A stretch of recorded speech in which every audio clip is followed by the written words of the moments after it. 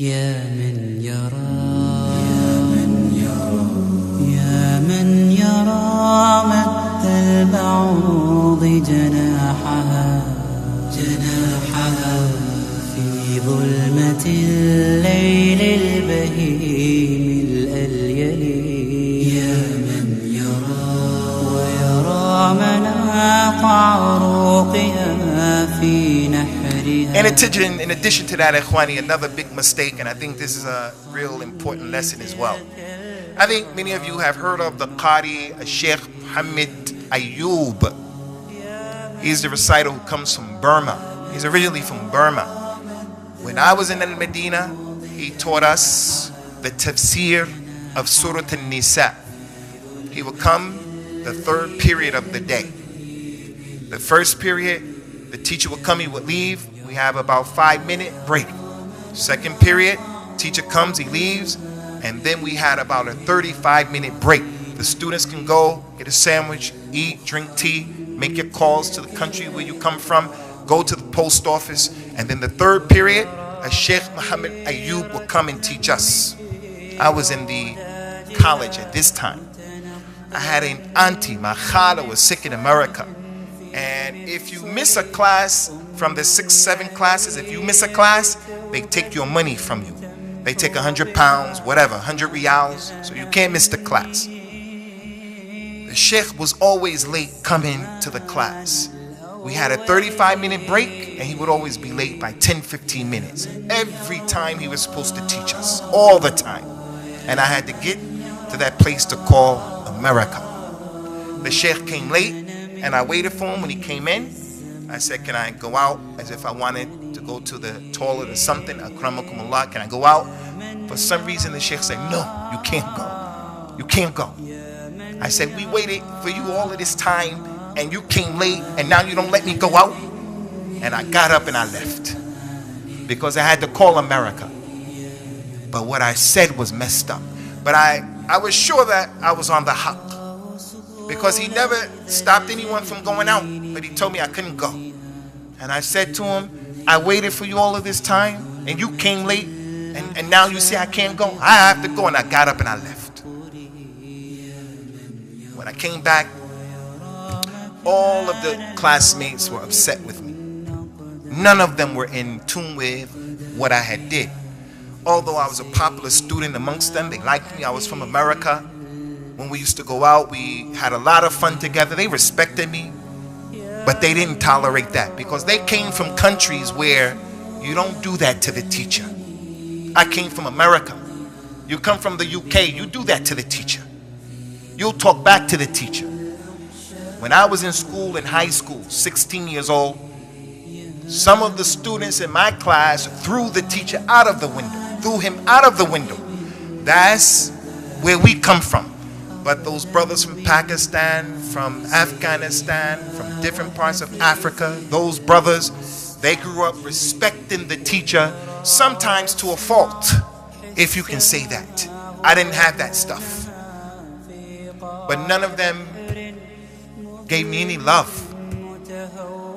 So at that time, there was a rich man from Medina who was giving sadaqah to students who studied in Medina. If you can prove you're from America and you were married, they would give you 2,000 pounds, 2,000 riyals. But you have to get a tazkiyah. So I went to the wakil of our faculty. He was none other than my teacher as well, Sheikh Abdul Muhsin Al-Abbad, the son of the big Sheikh right now in Medina, Sheikh Abdul Muhsin.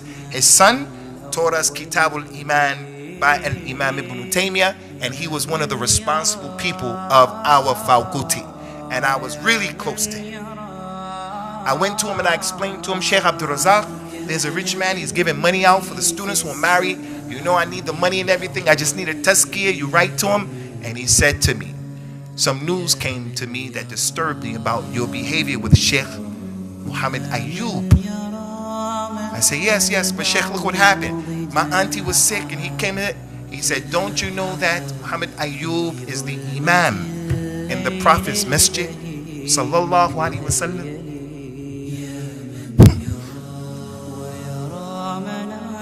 عروقها في نحرها said you should respect that just because he's the imam, if nothing else. I said, I'm sorry, this, that. He said, I'm not going to give you the tazkiyah. You go to Muhammad Ayyoub, to the Sheikh, and you get that tazkiyah from him. And you apologize to him. When I went to the Sheikh, I told him, I'm sorry, I didn't mean it, my auntie, this and that. The Sheikh said to me, you were wrong, and I was wrong. He said, I was wrong because I came late to the class.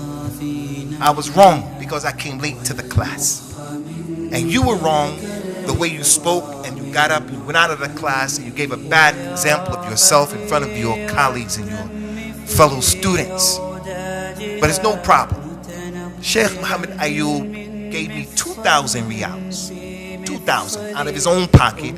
He gave me 2,000 plus the other 2,000. I had over $1,000 just like that, just came just like that. And I learned from that those people who were teaching us and those people who had knowledge,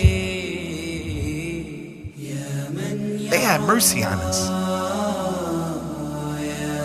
And now the person, he doesn't know how to read Surah Al-Fatiha, and he'll say that scholar is this, that scholar is that. He doesn't know. And the person looks at himself. He's a brand new Muslim. He doesn't know anything. And he says that the ulama of al-Islam are cowards, and the ulama of al-Islam, they are this and they are that. And the individual in his own personal life, he has all kinds of issues. He has all kinds of issues. Those scholars, for the students in Al-Medina, especially from America, especially from the UK, they used to go out of their way to try to help us to stay there. Because when I was there, 8 years, 25 students came from America every year. 50, 100, 200 students came in the 8-year period that I was there. 5 students graduated when I was there. 5. And I never met an individual from any part of the world, any part. He went to Al-Medina and he lost his scholarship for whatever reason, except that when I met him later on, he said, I regretted it. I never met anyone who said, no, it's okay that I didn't stay. It was the Ahla Ayyam Hayati. They were the sweetest days in my life. I don't know any days more sweet.